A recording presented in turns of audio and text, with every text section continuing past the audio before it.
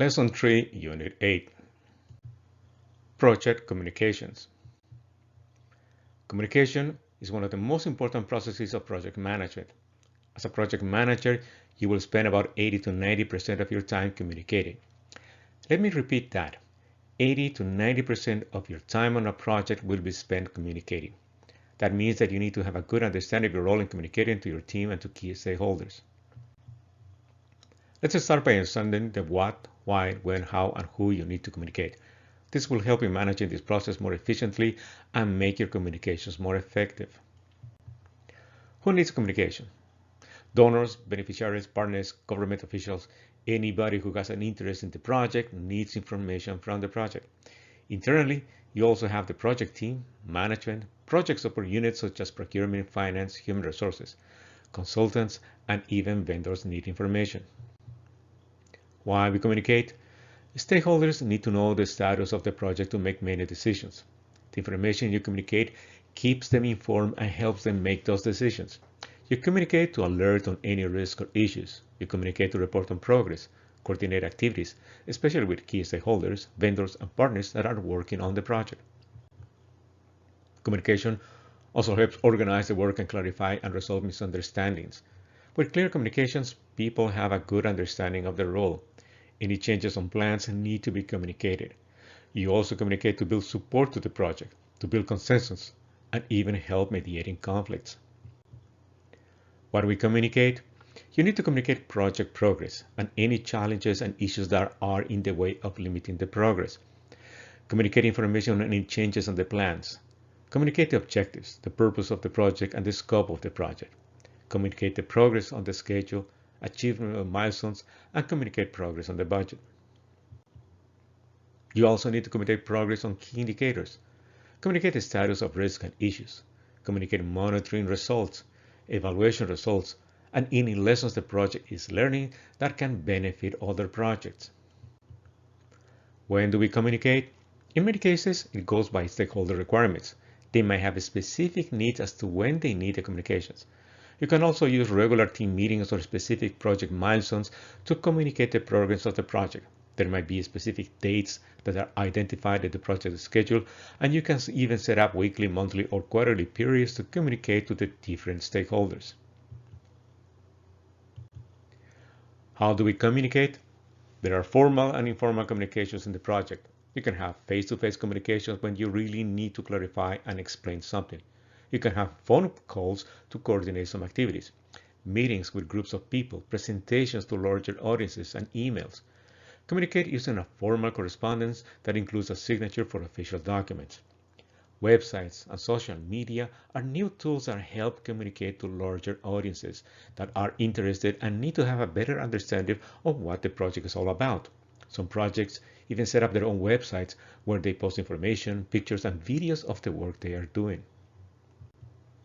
Who sends the communication?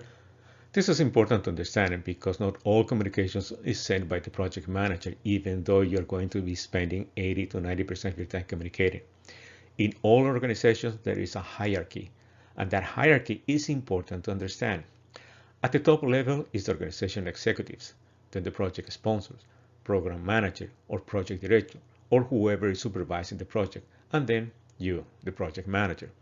This structure is important because of the level of authority and the level of communication that different people in the organization have with donors and with government officials. You need to follow these levels of authority. It is important also to identify the people in the organization who need to communicate on behalf of the project. You might help in preparing the information that your supervisor or other senior managers will use to communicate with their peers in other organizations, especially with government officials. Project meetings are a good opportunity for project managers to communicate with some key stakeholders. And this is a two-way communication. You need to schedule regular meetings, maybe once a month, and the process to follow is quite simple, and it's called the 5 Ps. Project meetings can be successful if you follow these basic rules. You need to have a purpose for the meeting. You need to identify the product or the outcome of the meeting. You need to have a process for how you're going to manage the meeting. You need to identify the right people that need to be at the meeting And this is important because there is a tendency to invite a lot of people to these meetings, but if they don't have any specific role in the meeting, they are not going to be adding any value. Finally, you need preparation. Plan the meetings, distribute the agenda, define the meeting location, and send any information participants will need before the meeting.